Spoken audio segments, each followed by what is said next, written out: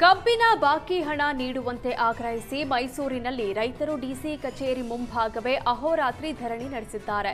ಕರ್ನಾಟಕ ರಾಜ್ಯ ಕಬ್ಬು ಬೆಳೆಗಾರರ ಸಂಘದಿಂದ ಪ್ರತಿಭಟನೆ ನಡೆಸಲಾಗ್ತಾ ಇದೆ. ಡಿಸಿ ಕಚೇರಿ ಮುಂಭಾಗ ರೈತರೇ ಸ್ವತಃ ಅಡುಗೆ ತಯಾರಿಸಿ ಊಟ ಮಾಡಿ ಅಲ್ಲೇ ಮಲಗಿದ್ದಾರೆ. ಕಬ್ಬಿನ ಬಾಕಿ ಹಣ ಪಾವತಿ ಆಗುವವರೆಗೂ ಪ್ರತಿಭಟನೆ ನಿಲ್ಲಲ್ಲ. ಜಿಲ್ಲೆಯಲ್ಲೇ ಇದ್ರೂ ಸಿಎಂ ಸಿದ್ದರಾಮಯ್ಯ ಹಾಗೂ ಉಸ್ತುವಾರಿ ಸಚಿವ ಮಹದೇವಪ್ಪ ಸ್ಪಂದಿಸ್ತಾ ಇಲ್ಲ ಅಂತ ಆಕ್ರೋಶ ವ್ಯಕ್ತಪಡಿಸಿದ್ರು. ಜೊತೆಗೆ ಡಿಸಿ ಕಚೇರಿ ಮುಂಭಾಗವೇ ಪ್ರತಿಭಟನೆ ನಡೀತಾ ಇದ್ರು.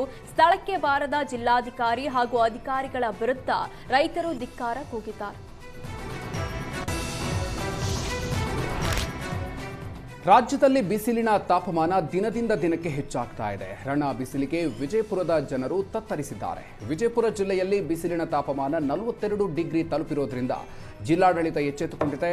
ಜಿಲ್ಲಾಸ್ಪತ್ರೆಯಲ್ಲಿ ಹೀಟ್ ಸ್ಟ್ರೋಕ್ ವಾರ್ಡ್ ನಿರ್ಮಾಣ ಮಾಡಲಾಗಿದೆ. ಕೋವಿಡ್ ಮಾದರಿಯಲ್ಲಿ ಪ್ರತ್ಯೇಕ ವಾರ್ಡ್ ನಿರ್ಮಾಣ ಮಾಡಲಾಗಿದ್ದು ರೋಗಿಗಳಿಗಾಗಿ ಆಕ್ಸಿಜನ್, ORS ಅಗತ್ಯ ಔಷಧಿಗಳ ಸಂಗ್ರಹ ಮಾಡಿ ಪ್ರತ್ಯೇಕ ಸಿಬ್ಬಂದಿ ವೈದ್ಯರ ನೇಮಕ ಮಾಡಲಾಗಿದೆ. ಅತಿಯಾದ ಬಿಸಿಲಿಗೆ ಮೂರ್ಛೆ, ಮೆದುಳಿನಲ್ಲಿ ರಕ್ತ ಹೆಪ್ಪುಗಟ್ಟುವಿಕೆ, ಸ್ಟ್ರೋಕ್ ಉಂಟಾಗಿ ಬರುವ ಎಮರ್ಜೆನ್ಸಿ ರೋಗಿಗಳ ಚಿಕಿತ್ಸೆಗೆ ಎಲ್ಲಾ ರೀತಿಯ ವ್ಯವಸ್ಥೆ ಮಾಡಿಕೊಳ್ಳಲಾಗಿದೆ. ಇನ್ನು ಬಿಸಿಲಿನ ಆರ್ಭಟ ಹೆಚ್ಚಾಗುವ ಸಾಧ್ಯತೆ ಹಿನ್ನೆಲೆ ವಿಶೇಷ ವಾರ್ಡ್ಗಳನ್ನು ನಿರ್ಮಾಣ ಮಾಡಲಾಗಿದೆ.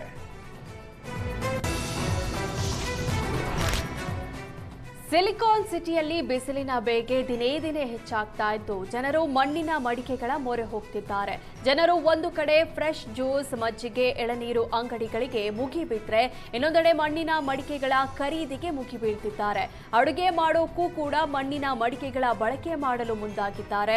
ಸೌದೆ ಒಲೆ, ಗ್ಯಾಸ್ ಸ್ಟವ್ ಮೇಲೂ ಸಹ ಈ ಮಡಿಕೆಗಳನ್ನ ಬಳಸಿ ಅಡುಗೆ ತಯಾರಿಸಬಹುದು.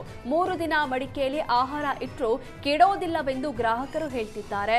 ಬೆಂಗಳೂರಿನ ಹೌಸಿಂಗ್ ಬೋರ್ಡ್ ಹತ್ತಿರದ ಮಡಿಕೆ ಅಂಗಡಿಗೆ ಫುಲ್ ರಶ್ ಆಗಿದೆ. ಭಾರಿ ಡಿಮ್ಯಾಂಡ್ ಸಿಗ್ತಾ ಇದೆ.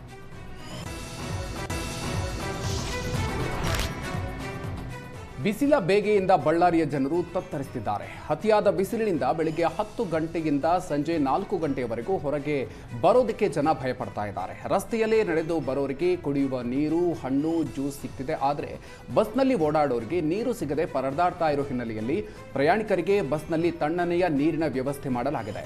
ಬಳ್ಳಾರಿಯ ಸನ್ಮಾರ್ಗ ಗೆಳೆಯರ ಬಳಗದಿಂದ ಬಳ್ಳಾರಿ ನಗರ ಮತ್ತು ಗ್ರಾಮಾಂತರ ವ್ಯಾಪ್ತಿಯ 100ಕ್ಕೂ ಹೆಚ್ಚು ಬಸ್ನಲ್ಲಿ ನೀರಿನ ವ್ಯವಸ್ಥೆ ಮಾಡಲಾಗಿದೆ.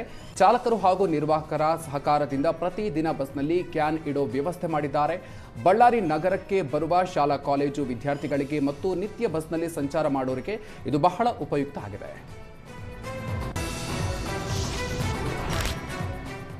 ಬಿಸಿಲ ಬೇಗೆಯಿಂದ ಕಂಗೆಟ್ಟಿದ್ದ ಮಂಗಳೂರು ಜನರಿಗೆ ವರುಣರಾಯ ತಂಪೆರೆದಿದ್ದಾನೆ. ಆದರೆ ಮಂಗಳೂರಿನ ಬಸವನಗುಡಿಯಲ್ಲಿ ಗುಡುಗು ಸಹಿತ ಭಾರೀ ಮಳೆಯಾಗಿದ್ದು ಮನೆ ಮೇಲೆ ಬೃಹತ್ ಗಾತ್ರದ ಮರ ಬಿದ್ದಿದೆ.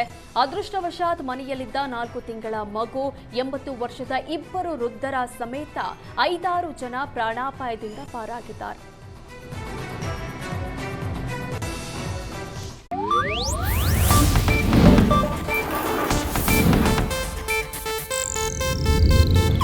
ಇದು ಏಷ್ಯಾನೆಟ್ ನ್ಯೂಸ್ ನೆಟ್ವರ್ಕ್ ಪ್ರಸ್ತುತಿ.